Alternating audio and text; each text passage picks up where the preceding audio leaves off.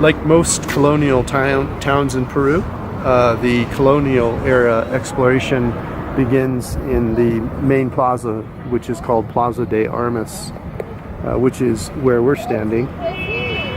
Spanish colonial Puna was founded in 1668, including a main square called Plaza De Armas, and plans for a church on the main square.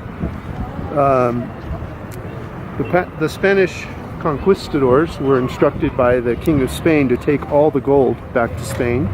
The conquistadors were also instructed to build churches on the main square, only for the purpose of the colonists' worship, not the natives.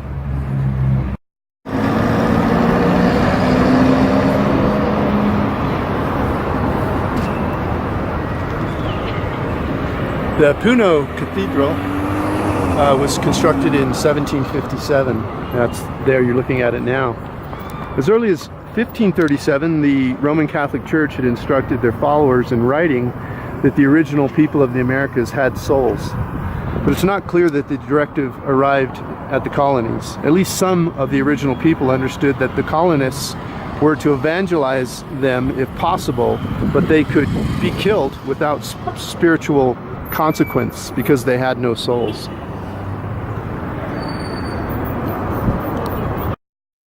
El Corregidor Mansion. It's on the Plaza de Armas and is built in a style unique to Puno. Today it hosts cultural events, arts and crafts, and has a beautiful bar and cafe.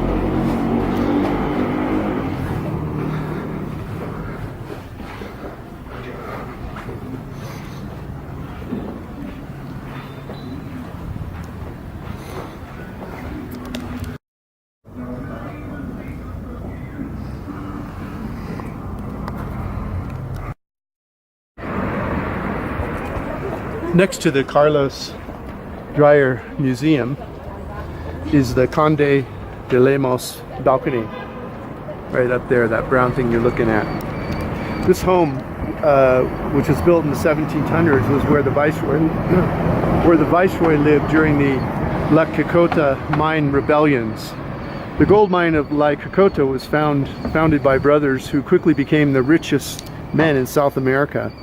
An Indian separatist movement captured the mines before the Viceroy was able to end the revolution, but the mine was never opened again. Legend now holds that nobody knows exactly where the mine is located.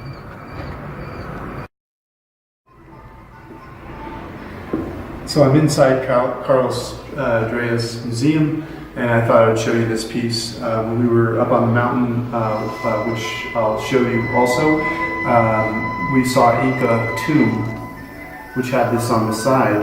And when lizards lose their tail grows back. And so to Incas, this represented the concept of life after death. And so they put it on the outside of the tombs. Within this museum, there's relics from the Puno region, arts and crafts from time pre-Incan, all the way from 200 before Christ to colonial period. So it's a nice spot to visit.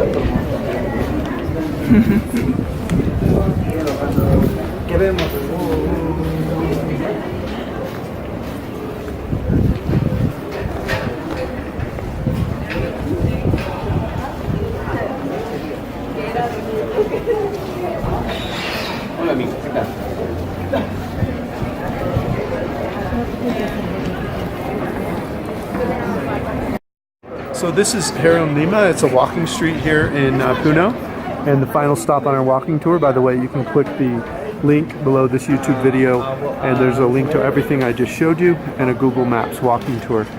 Here you have art and crafts sales, restaurants, tour guides, bars, hotels. It's a nice walking street. This completes the city portion of the tour, but now we're going to take you out to Lake Titicaca and show you some islands, and also we'll show you a tour in the mountains with an Inca tomb burial site.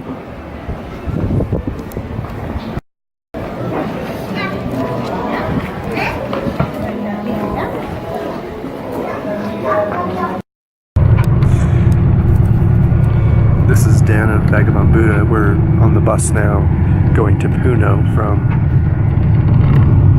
Chivay. We were in Chivay to see the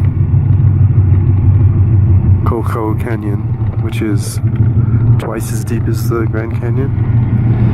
And it's worth noting we've been in Peru now for a couple months and we have not taken a flight yet. We're taking the buses, which are nice because you can see the country. You would not see this if you're flying over. The only exception to that is when we were in Nazca, we took a bus, or forgive me, we took a flight over the Nazca line so we could see the 2,000-year-old lines in the dry desert. And so think about that when you travel. You really get to see a country if you see the buses. And if you're slow traveling like we are, you know, what's the rush? If you like a place, stay longer. If you don't, move on. But along the way, enjoy it. And what's the rush?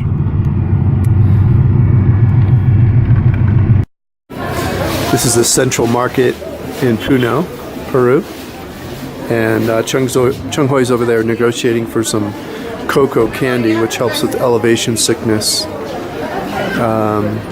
Everything's here: clothing, fruits, vegetables, meat.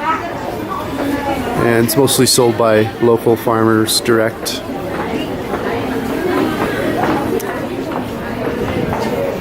What'd you buy? Coca leaf. Coca.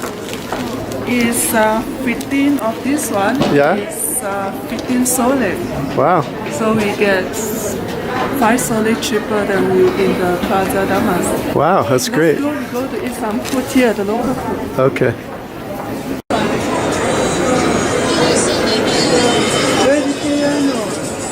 No, ya está, a la vuelta.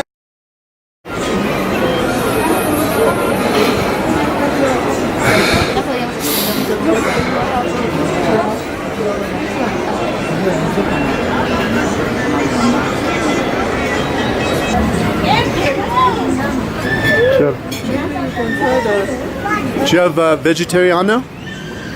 Vegetariano? She's... Munta queso. So Chung Hoi found me a vegetarian meal here. She's filming it now for her Instagram account. It's cheese and potatoes. That's fried cheese and a salad. It looks like there's 3 different kinds of potatoes. There's like 6. It's potato too. What's the other thing? It's all sweet potato. Oh. It's a sweet pepper potato. This is a sweet the potato that we eat in the Chile. Yeah. Yeah. And then there's a good looking salsa here. Yeah. We don't know what we're going to spend yet, but we're thinking it's 10 soles, so it'll be $3, right? And here's Chung Hoi's. It has chicken in addition to what I have on my plate. Oh, but you don't have the cheese, do you? No, my one is chicken, your one is queso. Okay. So these are coca leaves, the famous coca plant that they make cocaine out of, but they also help with altitude. So when you're high in the mountains like this, 4,000 meters, if you chew these, it's easier to breathe, gets rid of headaches. And, we've been eating the candy, but this is the first time we've tried the coca leaf. You put a little bit of a reactant inside there, which is crumbles from a rock of some kind, I don't know what, but then you just put it in your mouth and chew it for about 15 minutes. It's a party. Wow. If this is what it tasted like to be a vegetarian, I may rethink things.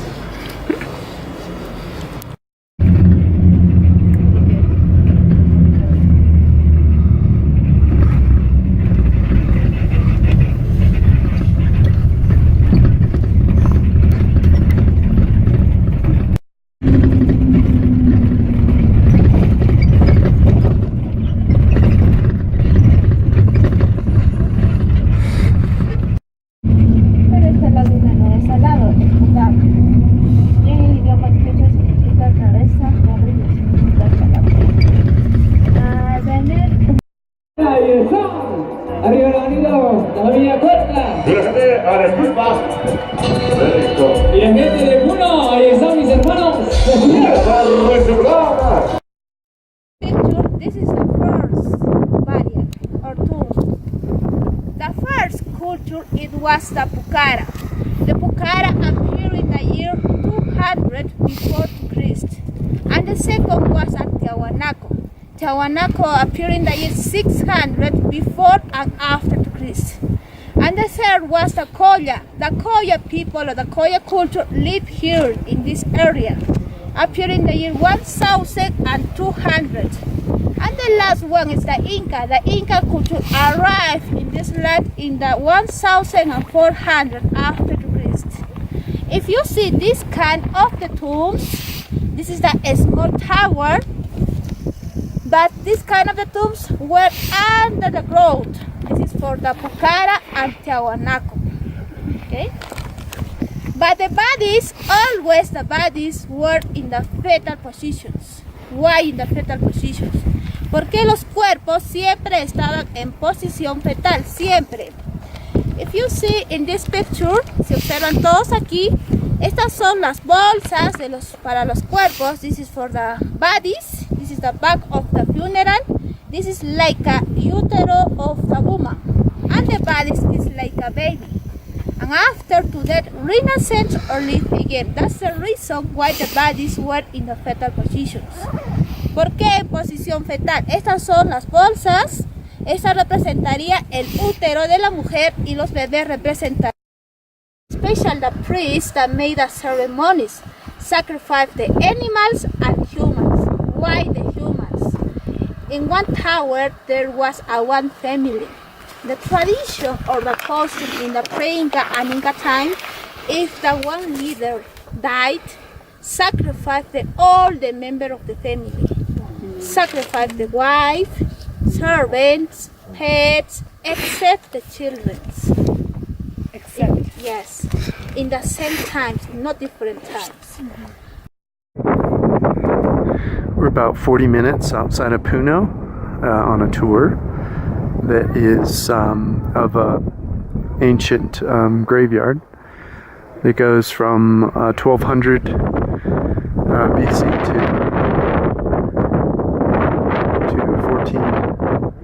late 1400s AD after death.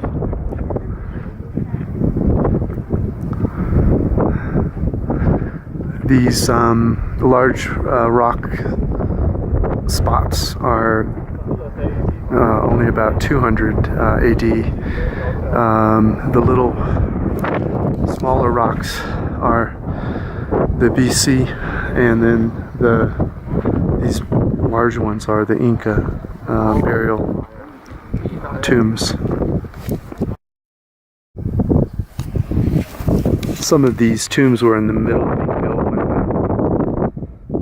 the Spanish arrived, so they're complete. It's kind of cool. This is only 2 layers high, so you can see the design.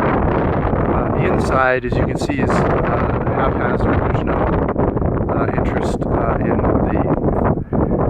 the smoothness or shape, and on the outside, the facade is quite beautiful.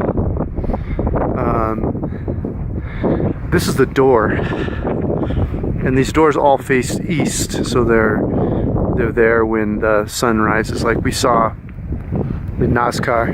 They're believed to be an afterlife, and they would rise from the dead and see the sun, and it's a beautiful setting here. It's hard to beat this for a graveyard.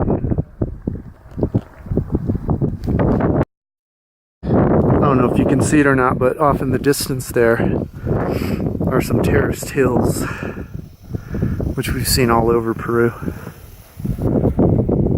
They make use of the land for farming quite well. Many of these are prehistoric. You just see it everywhere in Peru. In this part of Peru, it's unlikely that this land has been farmed for hundreds of years, and yet the hills are still terraced. The potato. You're eating clay with potato on it? This is the oyuco or papalisa. It's like a potato, different. This is dry potatoes. The tuno or tunta. This is the chaco. If you want to try the chaco, you can eat like this. ¿Esto es de maíz? ¿Pan de maíz dulce? Sí.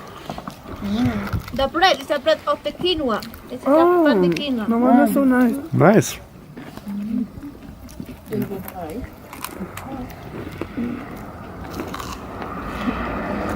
is a corn. This is the kitchen. 1 bedroom, 2nd bedroom, and 3rd bedroom. Kitchen. And if you see Bedroom. the circle, like a tower, is the storage that will save the sub-storage. 2nd bedroom. Yes. This family only survives the tourists. If you want to collaboration, you put some tips or maybe buy something. If you see the rack is made of alpaca, 100% alpaca.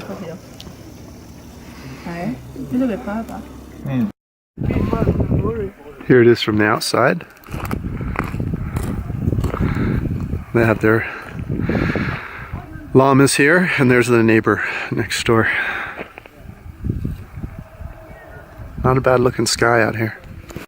Here's traditional food all grown on the property here. There's a little farm in the back. And here's the stove, oven, whatever you like to call it. And I'm standing in the kitchen. Chano has found the food. Which one's your favorite? The quinoa bread Quinoa bread? and the clay. Now I know why how people eat the clay. Is it for vitamins? Or? Ask the tour guide. Okay. And the cheese is really good. It was tasted aged to me or smoked or something, but they said they can eat it an hour after they make it. And they also have the traditional food of Peru, the guinea pig. Yes, I'm not kidding. They eat these little devils.